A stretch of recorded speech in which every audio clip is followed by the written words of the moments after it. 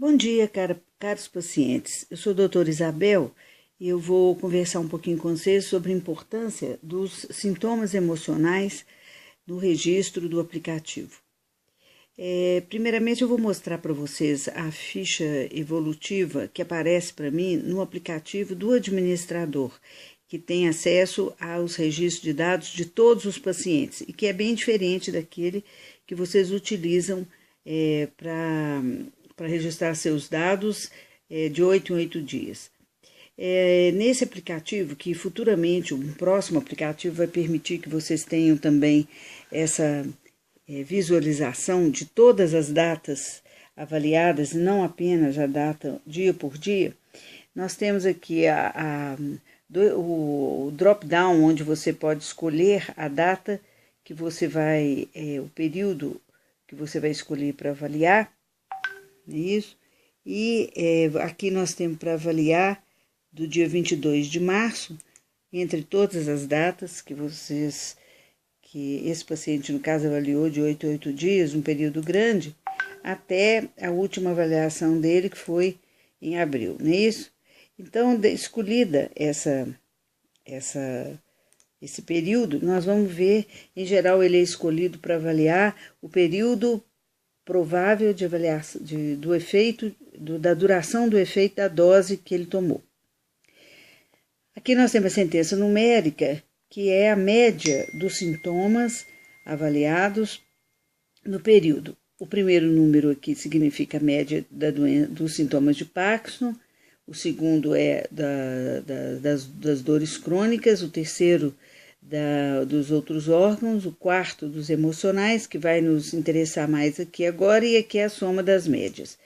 Como disse, então aqui aparecem todas as datas do período, e aqui nós vamos ver que vão aparecer também todos os sintomas, os que são importantes só na primeira consulta, os de confundimento, que são todos aqueles fatores como vacina, como uso de produtos canforados, tratamento de micose, etc., que vão influenciar nos sintomas e que vão alterá-los independentemente do remédio homeopático.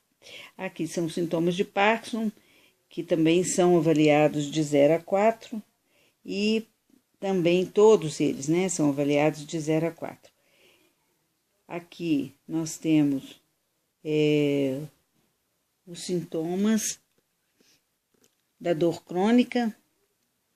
Essas categorias também vão aparecer dessa forma no próximo aplicativo, os outros órgãos e os sintomas emocionais, que é o que nos interessa aqui. Por que eu fiz esse vídeo apenas sobre os sintomas emocionais? Por causa da importância deles no tratamento de qualquer doença e não apenas na doença de Parkinson. Vocês mesmos já tiveram oportunidade de observar como os sintomas de Parkinson pioram quando acontece qualquer coisa na vida que afeta muito o paciente.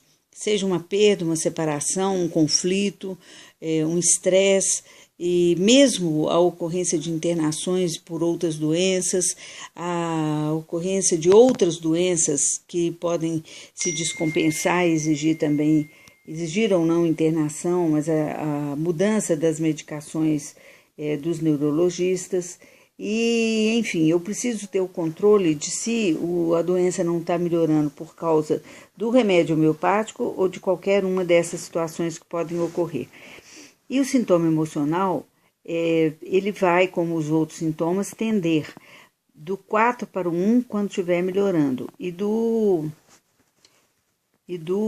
1 para o 4 quando estiverem piorando.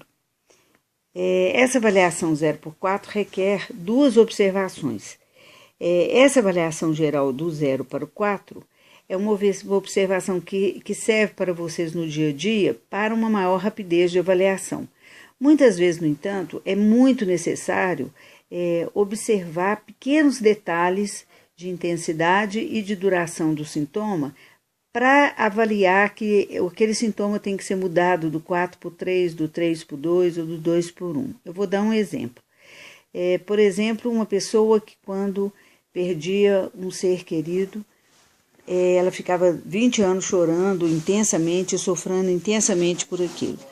Depois do tratamento homeopático, com o diagnóstico do medicamento constitucional, o que vai acontecer é que ela vai sofrer menos.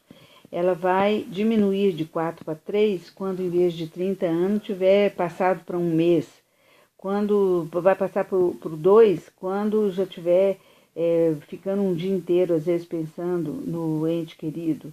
Ou vai sofrer naquele momento, na hora que pensa, mas vai esquecer logo, e aí estará no 1. Não estará no 0, porque todas essas reações emocionais são necessárias para a gente viver. Não existe possibilidade de a gente viver sem ansiedade, medo, raiva, insegurança. São reações que, quando estão inflamadas no 4, elas pioram todas as nossas doenças físicas e mesmo são as que propiciam que elas apareçam. Uma pessoa equilibrada, ela vai ter uma doença mais rápida e menos intensa quando ela estiver equilibrada. Então, esse medicamento constitucional ele tem obrigatoriamente que ser associado ao tratamento específico de Parkinson, que é o cérebro sadio de porco. A outra coisa importante é que, devido à dificuldade de olhar o sintoma emocional e decidir de 0 a 4 qual que é o número que se vai colocar, existe no aplicativo atual de vocês, na lista de sintomas emocionais escolhidos ou de qualquer outro sintoma da lista, a possibilidade de, ao colocar o